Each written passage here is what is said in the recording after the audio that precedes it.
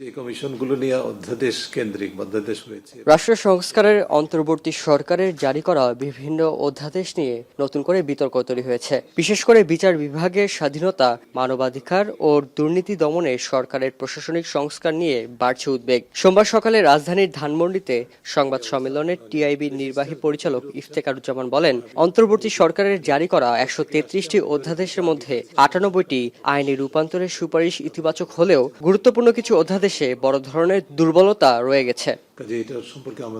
বিশেষ করে বিচার বিভাগের স্বাধীনতার সঙ্গে সংশ্লিষ্ট সুপ্রিম কোর্টের বিচারক নিয়োগ ও পৃথক সচিবালয় সংক্রান্ত অধ্যাদেশ বাতিলের সুপারিশকে উদ্বেগজনক বলে উল্লেখ করেন তিনি। টিআইবির মতে এতে বিচার বিভাগের স্বাধীনতা পুনঃপ্রতিষ্ঠার প্রচেষ্টা বাধাগ্রস্ত হতে পারে।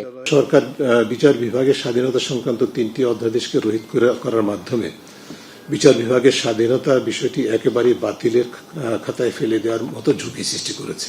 একই সঙ্গে মানবাধিকার কমিশন, দুদক ও গুম প্রতিরোধ সংক্রান্ত ১৬টি গুরুত্বপূর্ণ অধ্যাদেশ এখনই আইনে পরিণত না করে ভবিষ্যতের জন্য রেখে দেওয়ার সিদ্ধান্ত প্রশ্নের জন্ম দিতে পারে বলে মনে করে সংস্থাটি। এতে আইনের শাসন ও জবাবদিহিতা প্রতিষ্ঠার প্রক্রিয়া দুর্বল হওয়ার আশঙ্কা প্রকাশ করা হয় সংবাদ সম্মেলনে। পুলিশ কমিশন অধ্যাদেশ সহ কয়েকটি প্রস্তাবিক আইনকে স্বাধীনতা ও নিরপেক্ষতার মানদণ্ডে অযোগ্য বলে বাতিলের দাবি জানানো হয়। আইজিপি নিয়োগের বিধানটি সরকারের হাতে থাকবে, যেটি সুনির্দিষ্ট উল্লেখ করার জন্য